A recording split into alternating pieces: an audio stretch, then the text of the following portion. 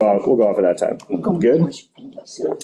Okay, time is 6 o'clock, and that brings to order the Granite Falls School Board meeting of June 24th, 2026. Everybody will please rise and join me in the Pledge of Allegiance. I pledge allegiance to the flag of the United States of America and to the republic for which it stands, one nation, under God, indivisible, with liberty and justice for all. Thank you. Now I'll hand it over to Dr. Giesland for our land acknowledgement. Thank you. Hold it up here. We honor the first peoples of these lands by acknowledging that the area in which we gather is within the traditional territory of the Still-Guamish tribe of Indians. The Still-Guamish people have inhabited these lands and waters since time immemorial, and their descendants have remained in this territory to this day. The Still-Guamish people have continued to practice the traditional ways of their ancestors of fishing, hunting, and gathering. The Still-Guamish tribe has had these lands and cultural traditions passed on to them by their ancestors, who believe that everything has a spirit and they are the caretakers of these lands and waters. Thank you. Tonight in attendance we have Director Farley, Director Knagus, Director Dane, myself, Director Review, and Dr. Giesland. I'd like to make a motion that we excuse Director Beach tonight. Second. Motions are made and seconded. All in favor? Aye. Great. Okay, board comments. Elijah, we'll get to you last, as per usual. Director Farley, any comments? Well, we're going to be doing it in a second anyway, but I would just talk about the levy committee. Okay. Director Dane and I are on, and it's been nice that we've had pretty good participation from the community. I hope people don't fall off. Mm-hmm. Because we'd like to keep those numbers and keep the input. And I'm excited to see our actual numbers in the future here to see what we can be doing. Great. Appreciate it. Director Knagus? I would just, they're reporting for the community. We have holiday coming up, and there's they're doing something new this year for the 4th of July, and it's by another nonprofit in Granite Falls that actually supports our police department. But there's like a fun run, there's food trucks, there's things going on all day long. So I just shout out that we've got that going on, and it's good to be back at a real board meeting. Great. Welcome back. Yeah. Director Dane? Just want to shout out and go along with Director Farley about our committees. The last construction committee meeting that we had was walking through the middle school, and amazing input from the folks that were there. I think that we've got real buy-in with our groups. We had new people each time we meet, a few drop off, but I think that's typical. But I do feel like we're going to have an amazing group of folks going through on both the construction and the fields committees. I'm very excited to see what we can do there. Great. Yeah, I mean, on my side, I'm excited about all the things that are coming through. Right, we've got levy projects that are going to be kicking off. These are all huge for the community. Lots of great improvements to our schools. Yeah, you guys will hear about the field improvements and different opportunities that we have here shortly. I mean, we've got fire representation within here. I mean, it's some of the most exciting. My son just finished off at Snow Isle, and he's looking at it as like, really, the year after I leave? So, but super exciting things going. And then also completely off of school board topic, but I just want to do the public service announcement for anybody that's listening, is be safe when you float the river. I just always see, I'm part of the Float the Stilly, community page and stuff like that. And man, you'll see like, oh, we were trapped in this, eddy for like 30 minutes. I had to get somebody to call. So just wear life jackets, be safe. I've got emergency responders in here that would probably deeply agree, and stay away from the fish ladder. So moving on, Elijah, any comments from you today? Not really. Oh, and school is out, so I don't know if we have any. We have summer school going on. Yep. Oh, yeah, I finished through summer school. It was good this year. Nice. I'm going to miss all the teachers. Mm-hmm. I miss school already, but otherwise, So sweet. not much. Okay, really appreciate it. Okay, so we'll move on to 3B. I'll kick it back over to Director Dane and Director Farley. Levy committee updates. Go ahead and give it a start. Well, again, our participation has been, there's been a few good, solid people that have been at every single meeting. Maybe a shout out to Mr. Newman, who's apparently volunteering for multiple committees, which is awesome. I think that, like I said, it will be exciting to see what's realistic, and then to be able to put the community's money to work for them. Yeah, and I go along with that. We've had some great questions in our committee meetings.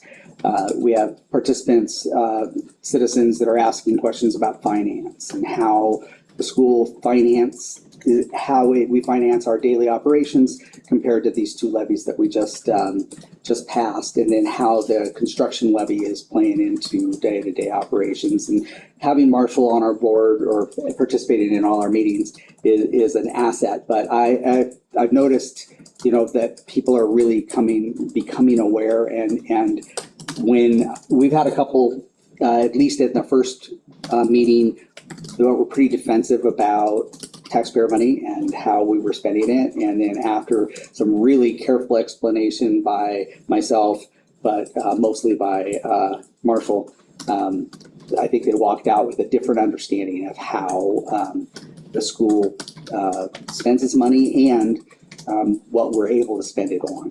And so, yeah, I'll tell you that the folks that had those questions haven't been back to a meeting, and we haven't heard anything from them. So I think that, we hit the right chord on that.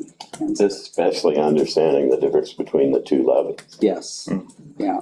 Yeah. And so we're pretty excited. We're looking forward to the meeting on the 7th, so we can really start moving forward on the field side. Yeah. Well, not to bury the lead too, just so I know we've discussed it in the past, but I know this is still going through the priorities of where things are starting off and whatnot. And a top prospect right now is Field 6, which is, for anybody listening or not knowing, it's right behind the tennis courts in between the fields there.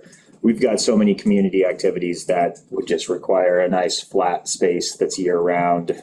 And so I think that's super exciting. Dry and lit. Yes. So we need lighting on that field. So Yeah. we're getting that, and Yeah. so we can expand the hours of usage. But yeah, I think you're right, and I think that's the sentiment of the committees that we have, is that the sooner we get that done, the more value the community will have in it, and it'll be used all the time. Yeah, So, especially during the winter time where daylight is not our friend. Right. When it gets dark at 3:30 in the afternoon.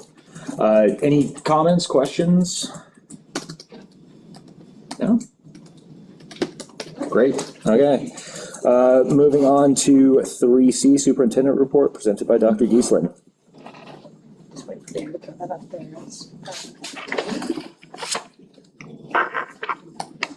All right, next slide, Dan.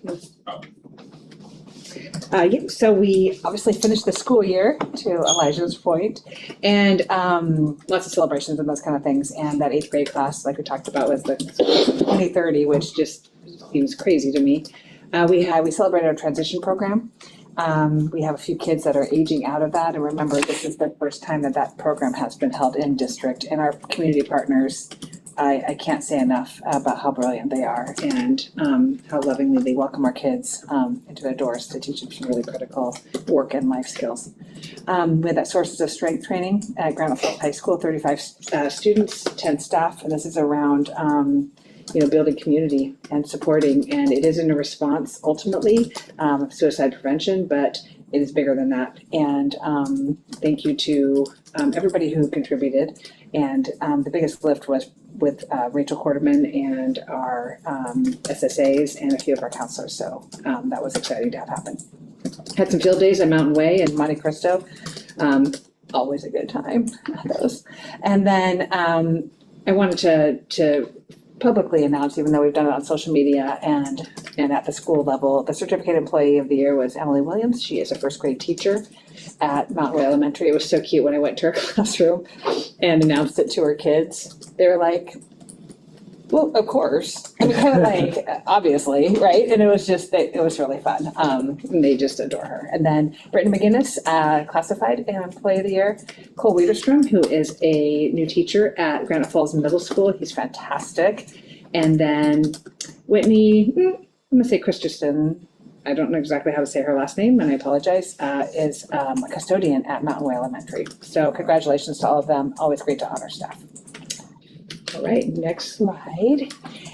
I can't say enough about how this community comes together to take care of its kids. Iron Mountain Quarry, a recent commitment of $250,000 to build a building to support our construction and manufacturing classes and all of the things that goes on. And we have a shop open, and now this is extra space for that, and that will be a long-term project. Over $155,000 in local scholarships. Fire science program, CTE offering that we're having launching this next school year, and Chief Haverfield is here if anyone has any questions when we get to that item on the agenda. I thank you, Chief, that you have been such an incredible partner in this work. It means the world. It's going to mean the world to kids. Like, I think about some of the things, decisions that you make and the work that you do, and it's, there's going to be kids that go through that and maybe they wouldn't have thought of going into fire science, and now they will, and that's life-changing. So it's incredible. You can go to bed at night knowing you've done some great deeds. Our booster clubs, thank you to our booster clubs. They continue to support things like Field Day and all the activities that happen through the years, through the school year.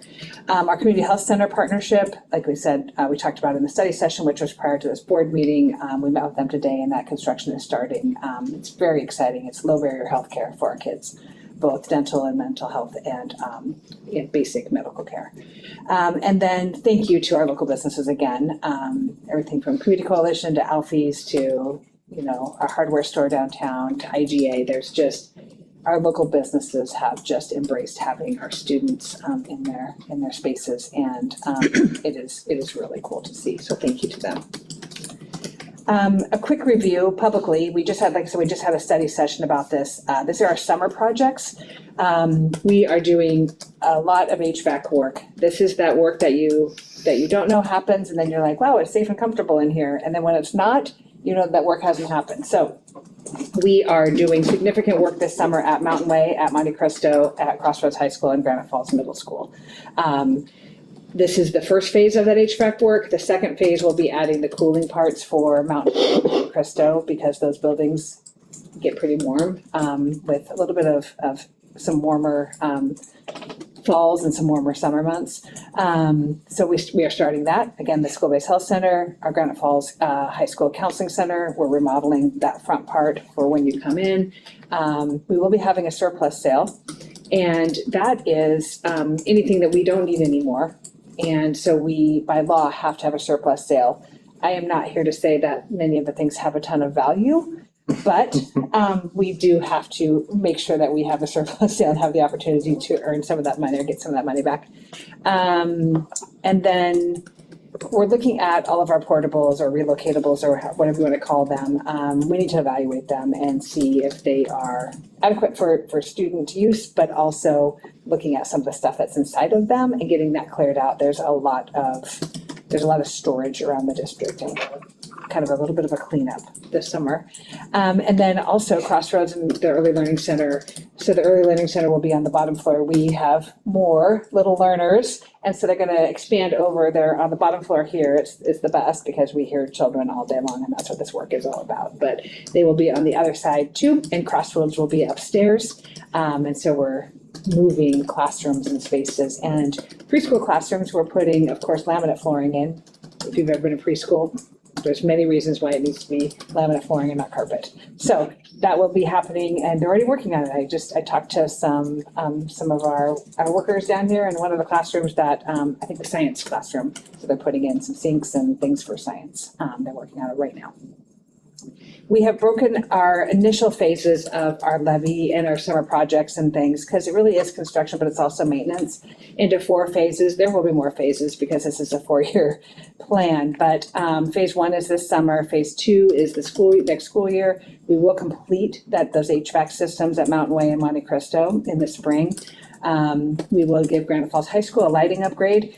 That will be more cost effective and help us get within, the qualification or the rules in Washington State for the Clean Building Acts. Yes, it's just a huge energy savings. Athletic field planning, kind of what Director Dane and Director Farley were just talking about. And then during the school year, we will do some planning for the library remodel at Granite Falls High School. We will have a committee for that with students and staff. It's going to be a learning space that library is very underutilized right now. So we want to remodel and have it be a space where kids can learn together with line of sight and staffed and all of those things. So more to come on that. And then, of course, there's some phase 3 next summer. Probably the library construction will happen next summer. And then a lot of work, hopefully, on the athletic fields, because we'll have the full plan from the committee and board approval. And then phase 4 is that future planning, thinking about is there a bond in the future? Is there a desire by the community and by the board and all of the players around a new middle school? So more to come on that, but this is the big work. So we're really excited to jump in and get this going. And that's, kind of the what's next, right? The 4-phase levy implementation plan. We have School of Rock coming up. August 26th and 27th are district and building days. September 1st is an independent day for our certificated staff. We have a DLT retreat, which is our district leadership team, where we pull together to talk about all the things that we're going to do this year and start working on our school improvement, strategies and things. There is a board retreat, which is actually, we'll change that to call it a work session. For some reason, they like us to call them work sessions instead. We're not retreating anywhere. We're not going anywhere. But it is setting that direction. And, that strategic plan that we have, that shell of a strategic plan, the board has been working collectively on that. And some KPIs that have some measurables in there. And we'll work on board goals and those kind of things. And then an emphasis this summer will be us putting together what that professional development looks like for staff, but some of the board policy reviews and getting those up to speed. There is a lot of our policies that are a little antiquated when compared to WASDA, and we want to get that done. Questions on that? No. Questions, comments? Good. Yeah, appreciate it. Okay, item 4A, items from the floor. Anything? No? Okay. Moving on to 5A, unfinished business, final reading 2140 comprehensive school counseling program. So all the stuff in section 5, right? These are our final readings. They are second readings and final readings, yes. Yeah. Any comments, questions on the comprehensive school counseling program? I'm good. Yeah. Well, I would just say we needed this, and I'm just glad to see it. So that our counselors really are spending that time with students, and I just think that's very important. So I'm glad to see this. I agree. Great. Then I move that we approve the final reading 2140 comprehensive school counseling program. Well, second. Motion's been made and seconded. All in favor? Aye. 5B, final reading 2023 digital citizenship and media literacy. Was this the one with the and? Or is that something else? I just want to make sure that was added. Yeah, this is the one with the end that Tina pointed out. So Other than that, I don't have any comments. I don't know if. no, it looked correct to me now. Nothing.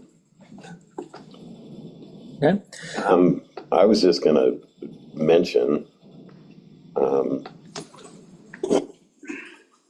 this has to do with a lot of technology, obviously, and how you utilize it.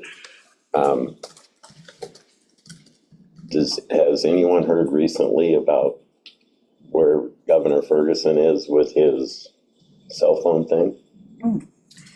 Thank you for asking, Dr. Farley. So, a few years ago, I would say we collectively as superintendents, because this is the general consensus as I've had superintendent meetings from across the state, we really asked our lawmakers to step in. But what the response was every district should go and make their own policies. So districts went and did the hard work across the state, and including Granite Falls. We have a good cell phone policy and expectations around that. I do love that they're taking a stand. I just really wish it had been a few years prior, but here we are. And but where some states came in and said, nope, we're doing this. I will say that Governor Ferguson's, his initiative is off and away all day. Our policy is off and away during instructional times. The middle school has a little bit tighter expectations. We will be doing some significant work on that at the high school levels. We know, the research, you can't argue with the research around use of phones and how distracting they are and all of the things.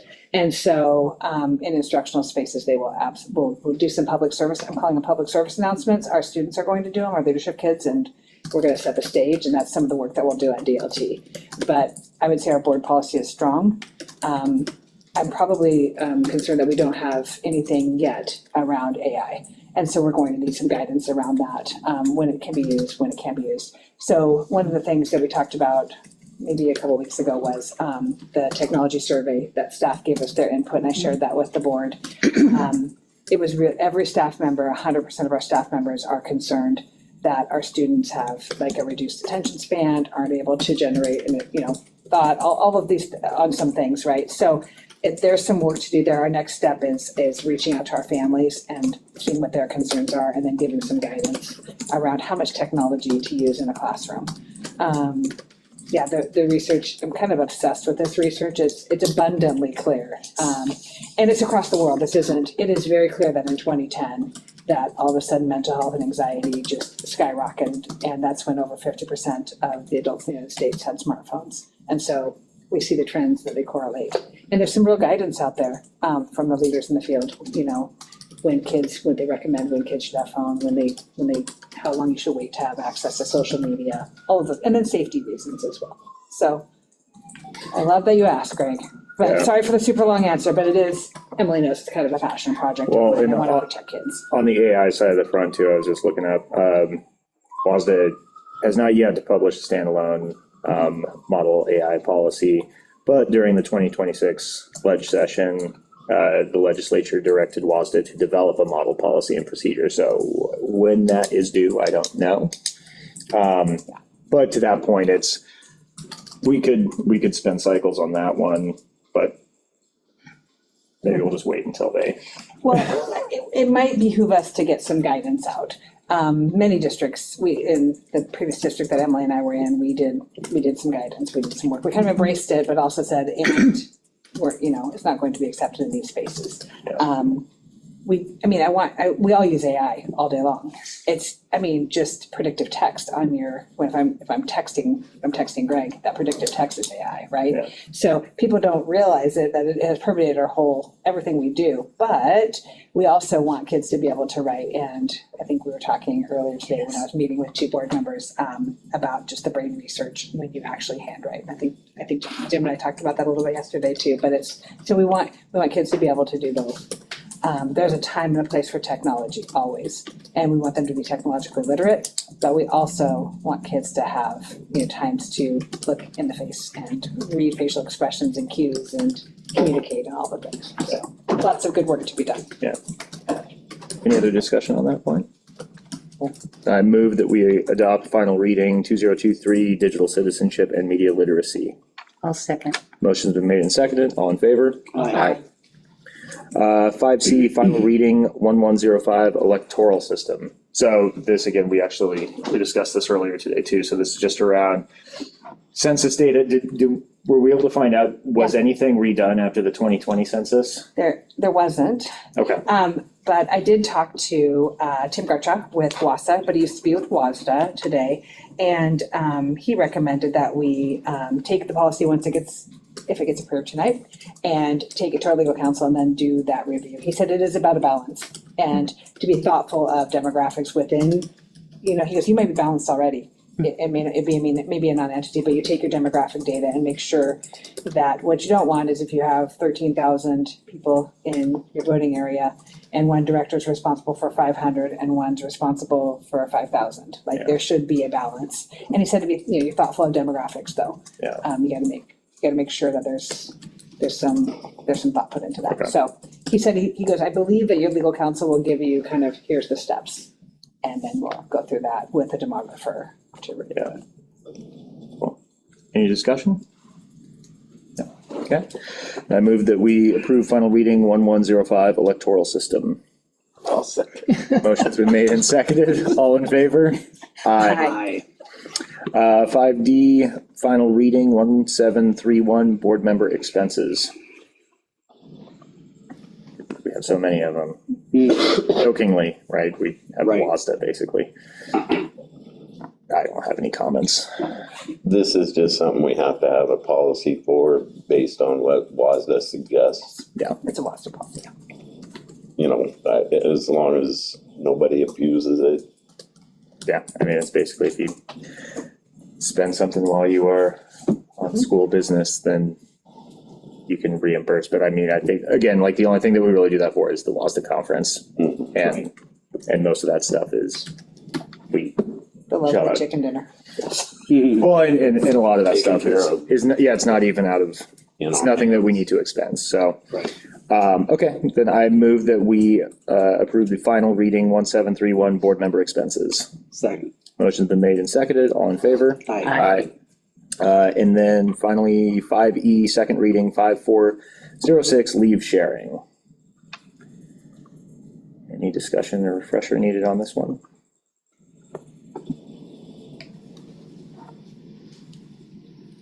No, I think we discussed it, in the last group. Oh, and this is the one with. This is and. Ant. Yeah, Yes. this is Ant. There you go. It's highlighted, so I think you can. Yeah. Anything? I'd just say I was surprised to know how difficult leave sharing was when you didn't stay within your group, classified, certificated. And so yes, this is definitely something that we need. No further discussion. Then I move that we approve second reading 5406, leave sharing. I'll second it. Motion's been made and seconded. All in favor? Aye. Okay, now we get into new business. 6A ILA Granite Falls Fire. Now, I would say the discussion, I'm gonna kind of loop, we'll vote on these individually, but I'm gonna kind of loop these together because I'm gonna ask what I feel like is just a stupid question here, which is, what am I missing? What is bad about this? Like, I'm looking through this and it just looks all positive, positive, positive, right? Like, is there anything I'm missing? Yeah, I'm not in a position to say there's anything bad about it. I think it's an amazing program. It's gonna be great for our kids. If you've known anybody that's gone through the Snow Isle program, you know it's positive, and to bring it here and have so many of our students have access to this program is, it's amazing. Because we would get maybe 1 or 2 a year in the Snow Isle program, and I think that we have 18 students currently from Grand Falls that are interested. How many do we have right now, Jim? 16, there we go. I mean, but, it's also June, right? So Right. that could grow as well. So, yeah, any growth at our CTE programs is positive for this community. And maybe an opportunity for a kid in a local district to actually have access. Absolutely. Right, that was the thing. I don't know how many kids applied from Granite last year to go to Snow Isle, but I do know what's the number, 140 students from the service area of Snow Isle weren't able to go. So if nothing else, there's 16 kids or 14 kids, if we would have sent 2 next year as it were, but that's 14 kids that get to do it that wouldn't have been able to.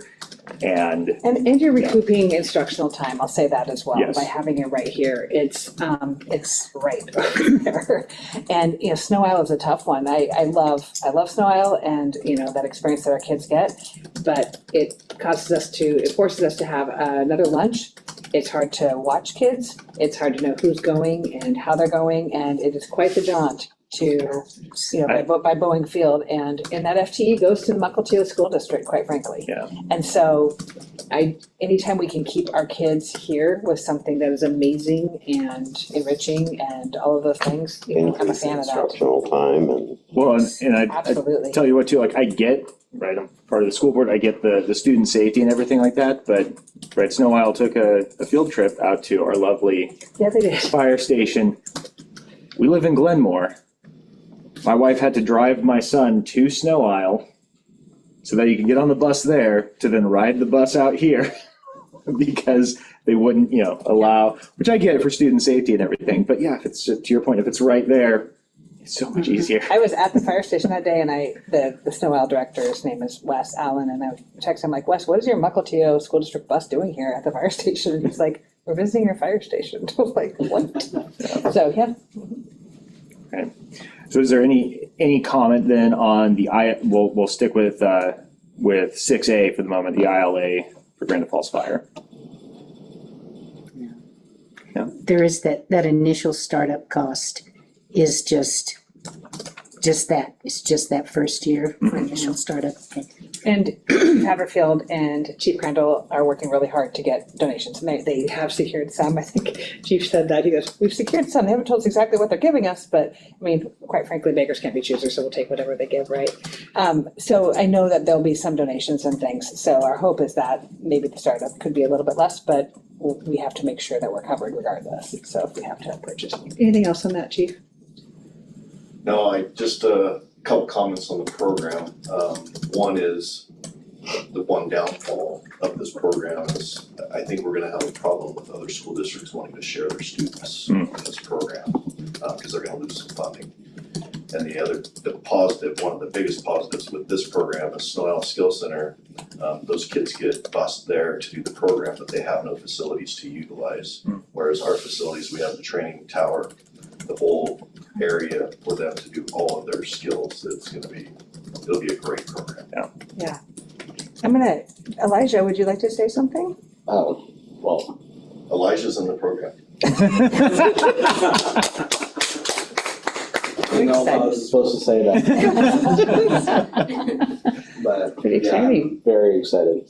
I love that. It's awesome. the other part that makes it entertaining is Chief Haberfield, back in the day, would have to leave, as I've told you, would have to leave practice as a volunteer firefighter, Leave school. leave school to go down and, do his passion. Mhm. And so hopefully we produce a bunch of them. Yeah. Yeah.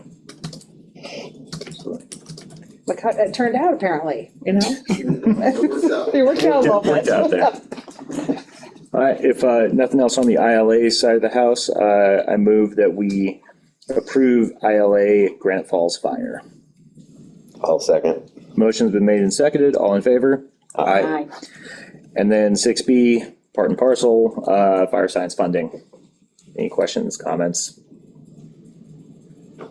Again, and for anybody that knows me, I always look at things very long-term, right?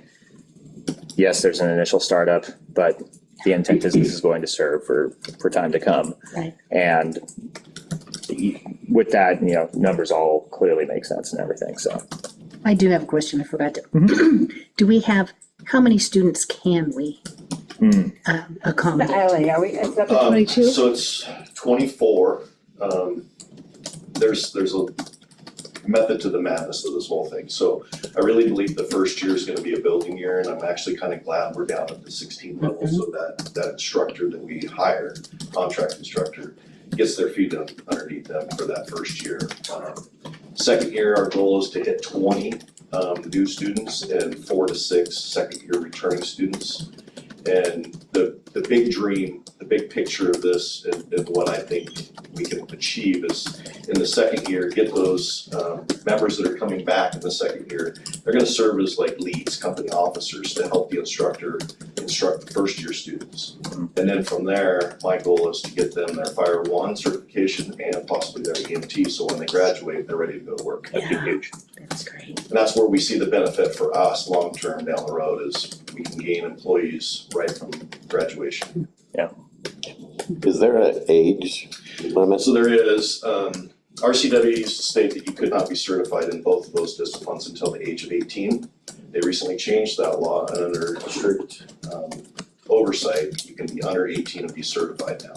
So live fire, operating power tools are currently restricted or were restricted. Now they are legal under certain training scenarios. So what we would like to see at Granite Falls Fire is our returning 4 to 6 second-year students, possibly 4 to 6 from Tulalip. They have the same program. And then Stanwood Command will have the same program. Is come together and offer the training or the live fire probably on a Saturday, offer an EMT class probably on nights. It would probably be extra training for students, which they get credits for at the college. Fire one's like 18 credits and EMT's 5 or 7. So I think it's right in between. I think it's 6. Yeah, so there's a lot of credits available for these classes and certifications, and like for most kids that are interested in fire, they graduate, then they have to go to Everett Community College to get their EMT and firefighter one that takes almost a full year. Our goal is to have them trained, ready to go by the time they graduate, so when they're 18, they can actually go out and get a job with the fire department as a part-time member. Start getting that education and experience early. Now, are there limitations on, so when you say ready for the workforce, because I don't know if it's just this information from what I'm getting from very close sources of mine, my son. Are there limitations on the amount of work as an 18-year-old? Because there was something said about needing to be 21 before being full-time. No. Some agencies require you to be 21, but most are 18. Okay. And it went full-time, I think the year earliest right now is 19 for a full-time position. So it depends. Some insurance companies will not insure somebody for driving apparatus, any type of apparatus. Yeah, under the that's- age of 21. Okay. That's So that where the could be a restriction he may be referring to, Okay. but But you could still be within the department as a full firefighter and EMT. Okay. Good to know. Good to know. I think that was the part that I had heard about 21, and you have a kid complete the program. If they can't get a job till they're 21, what do they do for those 3 years? we'll hire. Okay. It's really good to know. Any other discussion on funding? No? Okay, then I move that we approve fire science, 6B, fire science funding. I'll second. Motion's been made and seconded. All in favor? Aye. Okay. They want Bill getting stuck in it. guys. 6C, Phase 1 construction project approval and board president signing approval. So I'll just give the quick once over. This is basically, approving Phase 1 as it stands. The board has gone over the projected costs and everything for that first little bit. And basically what this would be doing is approving that first phase of work.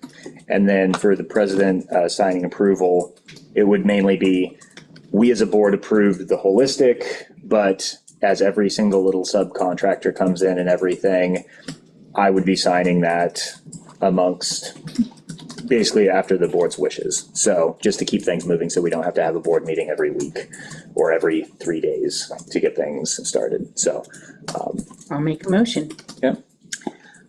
I move that the Granite Falls School District Board of Directors approve Phase 1 of the 2026 summer construction and improvement projects as presented earlier by Dr. Dees. I further move that the board authorize Board Chair Peter Ledoux to execute on behalf of the Granite Falls School District Board of Directors the limited notice to proceed with Millig Design build for the procurement of 2 condensing boilers, 2 in-suction secondary distribution pumps, and 2 air dirt separators to support the Mountain Way Elementary and Monte Cristo HVAC improvement projects. Additionally, I move that Board authorize Board Chair Peter Ledoux to execute contracts, purchase orders, change orders, other construction-related documents on behalf of the board for approval for approved Phase 1 summer construction and improvement projects when expenditures exceed $20,000, and when timely action is necessary to maintain project schedules, provide all expenditures remain within board-approved project scope and available funding. Any actions taken under this delegated authority shall be reported to the board at its next regular meeting. I'll second. I haven't got a I can chance. second that. All right, Yes. all right. So, all in favor? Aye. Okay. Thank you, Director Panegas. 6D, first reading, 6022, minimum fund balance requirements. Any questions, discussions here? No, I just make a statement that we have really aggressively tried to grow our fund balance, and by putting hard stops on this fund balance increase is creating a little bit of an issue. We are moving in the positive every year, Yes. and we need to keep moving in the positive, but putting, again, a target number on that is kind of hamstringing the district, and I think that this new policy will free us up a little bit. Yeah, kind of the thought process behind this was, right, if we're treating the school district like as if you would treat your own home, right? You want to make sure that you're always trying to have that rainy day fund there. And how do you get to it? You make sure that you're going positive. You make sure that you don't buy the truck that you're having to dip into your savings to pay for the payment each month, sort of thing. And so long as we're going positive, we're going in the right direction. And then, yeah, we've got that kind of floor that we'll achieve here. But and then we've got good steps here in place then going forward. If for some reason that's not going to, because there's things out of control, insurance, utilities, stuff like that, that's something that the board can approach. And basically, what are we saying? Like put this policy on hold for that year if that system arises, but it does then require for us to have a plan in place to then recoup and get back to growth. So. When I was thinking about this, I thought it's like a good GPS. Sometimes you have your goal, you have your direction, but sometimes you need to recalculate. Yep. You still have the same goal. Yep, absolutely. Any discussion, questions? No? Okay, then I move that we approve the first reading of 6022 minimum fund balance requirements. I'll second it. Motion's been made and seconded. All in favor? Aye. Aye. Consent agenda. Any discussion on the consent agenda? I have none. I would just comment on Robin Barth's resignation, if I may. Robin has been, gosh, I forget, I should have, and it was in her letter, but Robin's been with the district almost since I started with the district. And she has just been loved by families. And I mean, my grandson called her Mama Barth, and, you know, because she was always there for him. So, you know, we're going to miss her, but, you know, happy trails. I'm happy for her taking this next step to be with family. And anyway, just want to make a comment. Yeah. Thank you, Carol. Yeah. Anything else? Okay. No other comments. The consent agenda passes with unanimous consent. Quick one.